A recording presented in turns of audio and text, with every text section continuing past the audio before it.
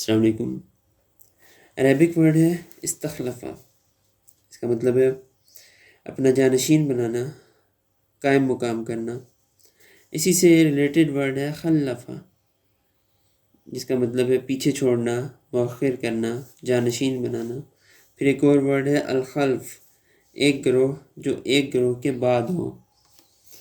آپ لوگ قرآن مجید دیکھیں، سورہ النور سورہ نمبر 24، اس کی آیت نمبر 55 میں ہے وعد اللہ الذین آمنوا منکم وعملوا الصالحات لیستخلفنہم فی الارض۔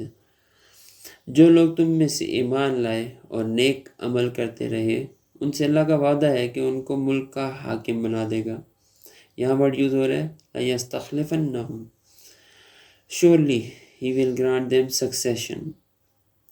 اس آیت کو دیکھ کے آپ لوگ ایک چیز اور بھی دیکھ سکتے ہیں، سوچ سکتے ہیں کہ جو لوگ ایمان لائے ہیں اور نیک عمل کرتے رہے ہیں، جب ان کو حکومت دی جاتی ہے تو اس حکومت کو خلافت کہا جا سکتا ہے،